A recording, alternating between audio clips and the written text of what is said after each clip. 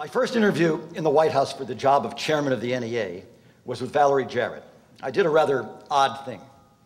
I brought to the interview a prop. I'm a theater guy, so that would follow, which I placed down on the table in front of me. It was a book written 3 decades ago by a zoologist, Lionel Tiger.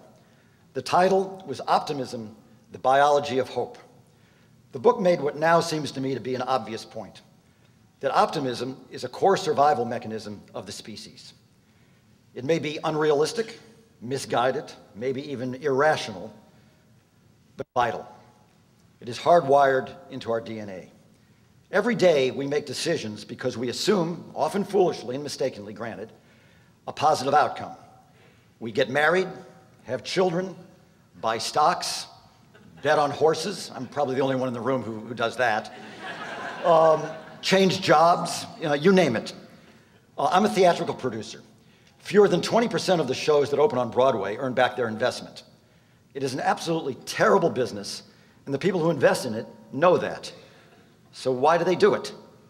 Because they're optimistic. Which brings me to President Obama, our optimist-in-chief. He is a writer and an artist, but we'll come to that later. His second book had a title that would resonate with Lionel Tiger, The Audacity of Hope. This is much more than a felicitous phrase that he found in a sermon. It is the manifesto of this presidency and will lay the groundwork for the most art-supportive administration since Roosevelt.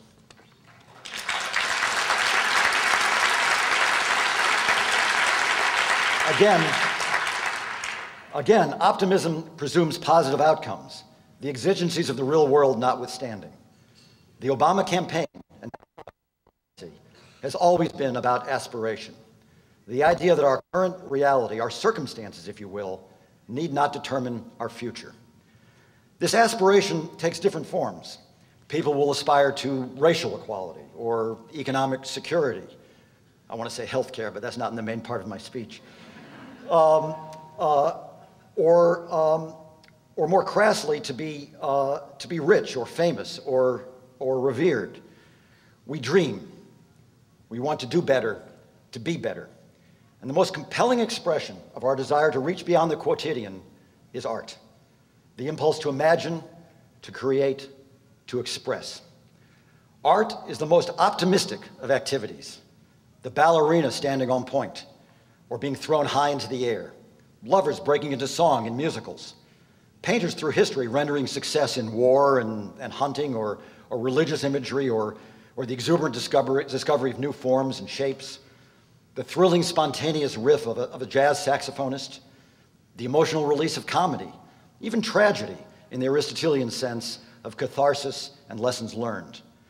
Optimistic all, a deliverance from necessity and limits and everyday determinism.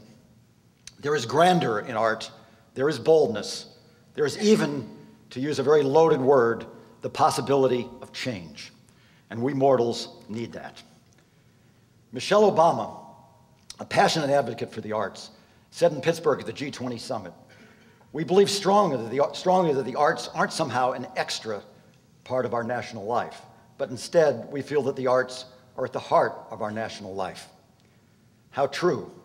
Yet in a sense, the arts are an extra, not in the sense meant by our congressional critics, but the extra in extraordinary, a necessity if our lives are to be more than ordinary. Okay, I'm sure that by now you're all wildly optimistic. Well, maybe not all of you. There may be a couple of you way in the back, somewhere out there, that are saying to yourselves, well, that's all very sweet, very arty, but what does it have to do with the budget of the NEA? My answer is pretty simple. There's a new president and a new NEA. The president first. This is the first president since Teddy Roosevelt, and arguably, he's the first president to write his own books since Teddy Roosevelt, and arguably the first since Lincoln to write them well. Sorry, Teddy. And sorry, Jack Kennedy. If you accept the premise, and I do, that the United States is the most powerful country in the world, then Barack Obama is the most powerful writer since Julius Caesar. That has to be good for American artists. Candidate Obama was the first in my memory to establish an arts advisory committee and the first to propose an arts policy. President Obama followed that up by making a surprising, out-of-left-field choice to head the NEA. A signal I certainly took to mean that he wasn't interested in business as usual at the arts. Not long ago, he even referenced the NEA when talking about the budget deficit issue. He said in a speech at Georgetown University, "Let's not kid ourselves and suggest that we can solve this problem by cutting the budget for the National Endowment for the Arts." And if I have anything to say about it, there is a new NEA. I actually think I'm coming into a better situation than my predecessors did because of the heavy lifting that they've already done. Bill Ivey and Dana Gioia worked tirelessly to build strong relationships on Capitol Hill and to reestablish the NEA as a respected bipartisan agency with a presence in every state and most congressional districts. The perception of an NEA chair cozying up to a select few of the high arts impresarios at galas in New York and Los Angeles is long gone.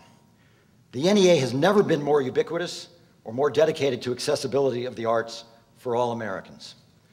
But for reasons we know well, their work, or much of it anyway, was reconstructive.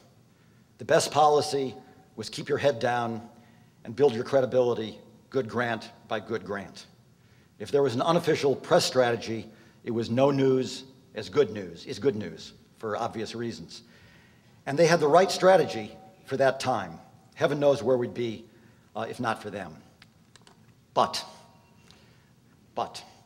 it's now time to move the ball down the field. I'm a sucker for sports metaphors. You'll find that over the next 4 years until you're tired of them. And it's difficult to move the ball down the field if you're always looking over your shoulder to see who might be about to tackle you. My colleagues in Washington cringe when I use words like pathetic and invisible and embarrassing to describe the NEA budget. So let's just say the funds we have to work with are not that large. England is the worst, England is the European country that is the worst public supporter of the arts. Their budget, $900 million. That would translate with our population to $4.6 billion here. That's not going to happen in my great-grandkids' lifetime. But there are some significant things we can do with even modest amounts of new funding. So I'm here to tell you today that we have a plan. But since this is America, before you have a plan, you have to have a motto. And it's not "no news is good news," or the recent "a great nation deserves great art."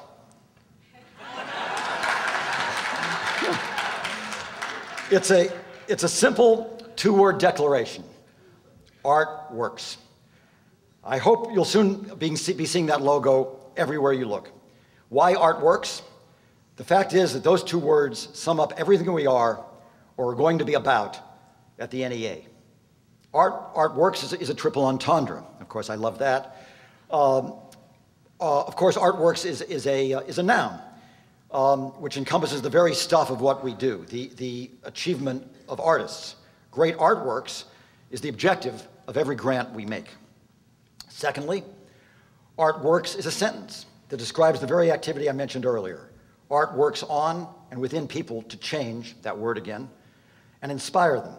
It addresses the need we all have to create, to imagine, to aspire to something more, to become, if only for a few moments, more than we've been. It is the most hopeful of human activities and one of the most essential. And finally, and maybe most importantly, art works because arts jobs are real jobs.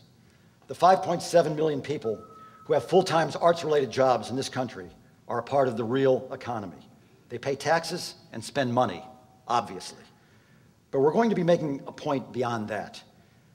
Any discussion of policy for coming out of this recession, any plan that addresses economic growth and urban and neighborhood revitalization has to include the arts. We know and we can prove that when you bring art and artists into the center of town, that town changes.